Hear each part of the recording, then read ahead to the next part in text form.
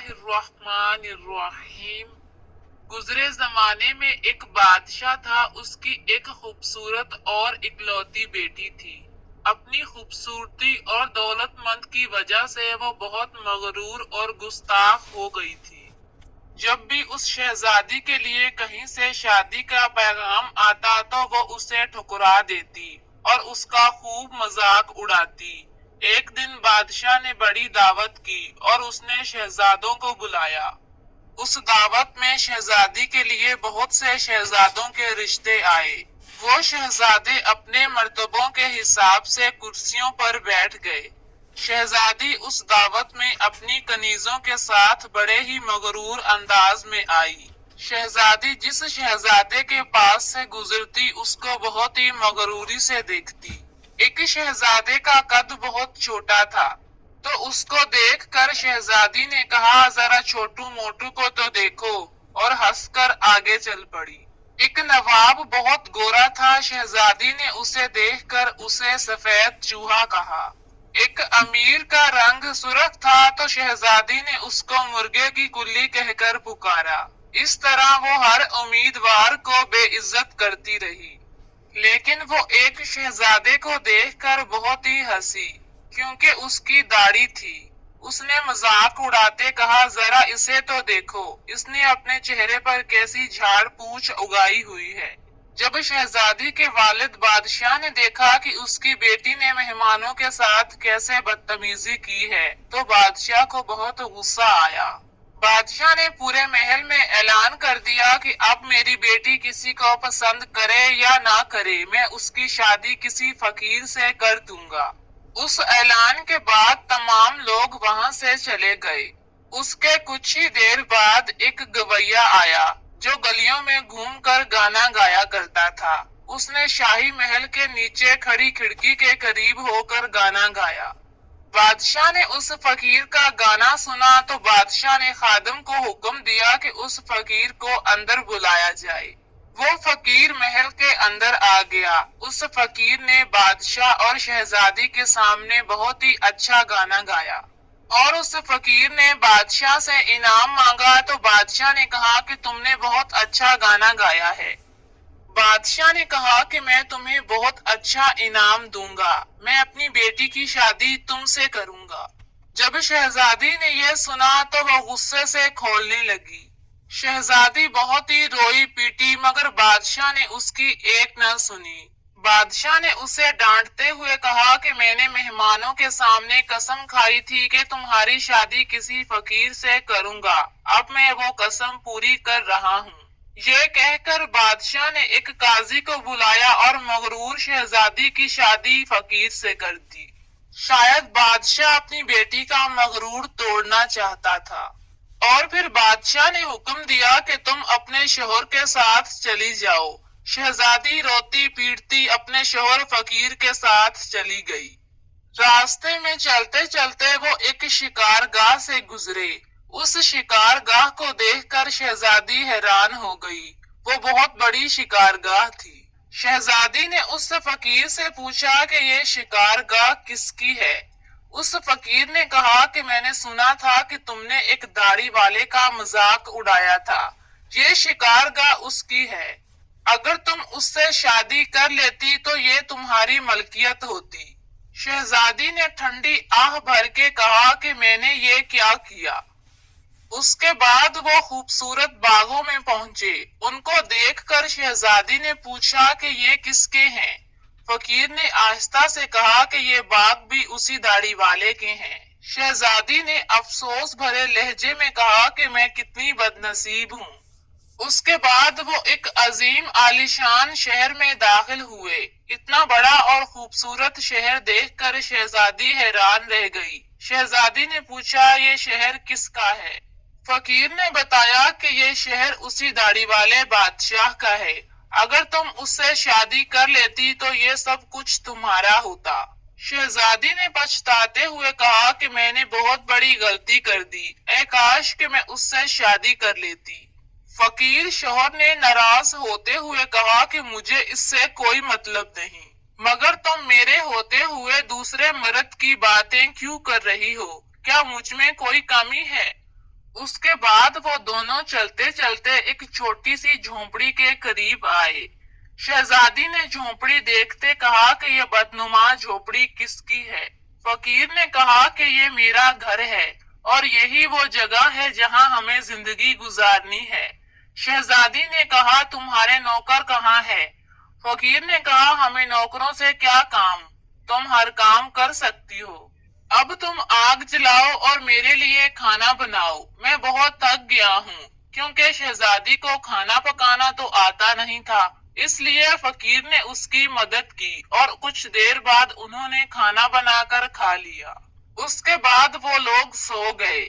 دوسرے دن فقیر نے شہزادی کو جگایا اور گھر صاف کرنے اور دوسرے کام کرنے کو کہا۔ شہزادی تمام دن بھر کام کرتی رہی اور جلی کٹی باتیں بھی سنتی رہی، مگر صبر کے سوا کوئی چارہ نہ تھا۔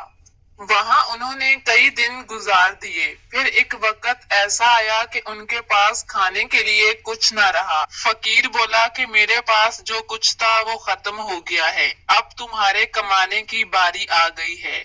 میں ایسا کرتا ہوں کہ تمہیں ٹوکریاں بننے کا سامان لا کر دیتا ہوں۔ یہ کہہ کر وہ شہر چلا گیا اور وہاں سے ٹوکری بننے کا سامان لے آیا اور لا کر شہزادی کو دے دیا اور کہا کہ تم اس سے ٹوکریاں بنا کرو۔ شہزادی نے ٹوکریاں بننی شروع کر دی۔ شہزادی نے پہلے کبھی ایسا محنت کا کام نہیں کیا تھا، اس لیے شہزادی کی انگلیاں زخمی ہو گئی اور شہزادی کی انگلیوں سے خون بہنے لگا۔ فقیر نے کہا کہ تم اس کو چھوڑو، یہ تم نہیں کر سکتی، میں تمہیں سوت لا کر دیتا ہوں، تم اس سے کپڑا بننا۔ لیکن شہزادی وہ بھی نہ کر سکی۔ فقیر بولا کہ تم میرے لیے بیکار ہو، تم تو میرا کوئی کام ہی نہیں کر سکتی، تم سے شادی کر کے میں بہت نقصان میں آیا ہوں۔ خیر میں تمہیں کچھ مٹی کے برتن لا کر دیتا ہوں، ان کو تم شہر میں بیچ آیا کرو۔ شہزادی نے کہا کہ جب میں برتن بیچنے کے لیے بازار میں جاؤں گی تو میرے ملک کے لوگ مجھے دیکھ کر میرا مذاق اڑائیں گے اور مجھ پر خوب ہنسیں گے۔ فقیر بولا یہ میرا مسئلہ نہیں ہے، یہ تمہارا مسئلہ ہے۔ فقیر بولا کہ اگر تم بھوک سے مرنا نہیں چاہتی تو تمہیں یہ سب کرنا ہی پڑے گا۔ شہزادی اگلے دن برتن لے کر بازار میں بیچنے کے لیے چلی گئی۔ اتنی خوبصورت لڑکی کو برتن بیچتے دیکھ لوگ ترس کھا کر شہزادی سے کچھ برتن خرید لیتے۔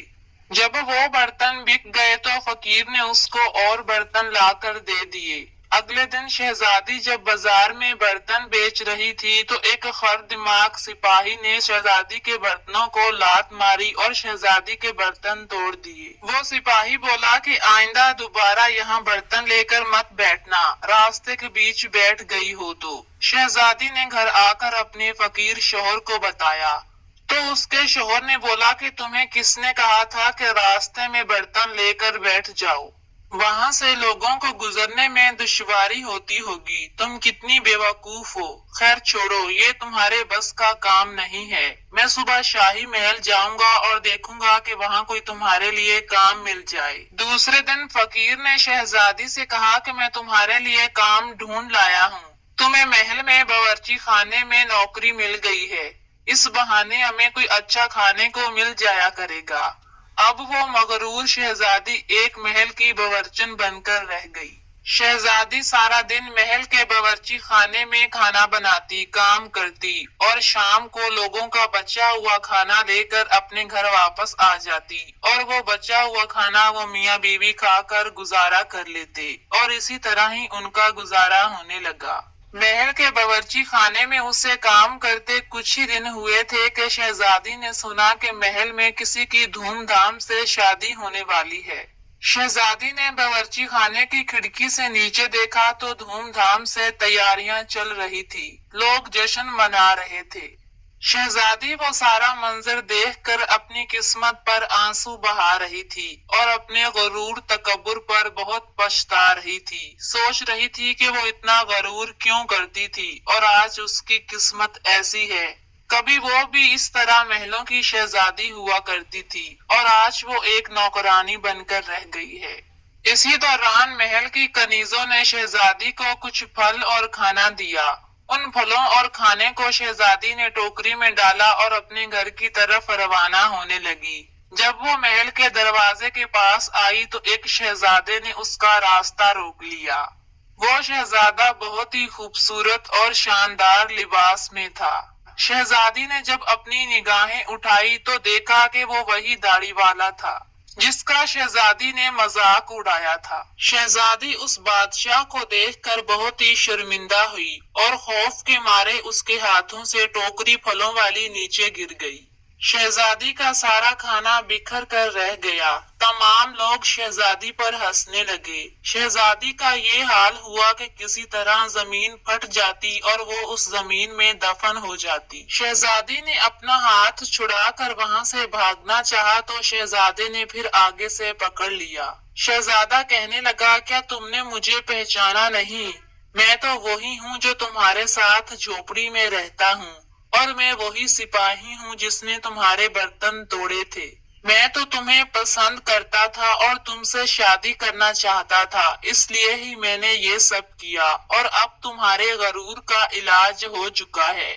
یہ سن کر شہزادی کی تو جان میں جیسے جان ہی آ گئی ہو۔ شہزادے نے کنیزوں کو حکم دیا اور کہا کہ میری رانی کو دلہن بنا کر لے کر آؤ۔ اس کے بعد شہزادی دلہن بن کر آئی۔ شہزادی نے دیکھا کہ اس کا والد بادشاہ بھی تشریف لا چکا ہے۔ شہزادی کے والد نے کہا کہ بیٹا، میں تمہارا غرور توڑنا چاہتا تھا، اس لیے ہی میں نے اس شہزادے کے ساتھ مل کر یہ سب کیا ہے۔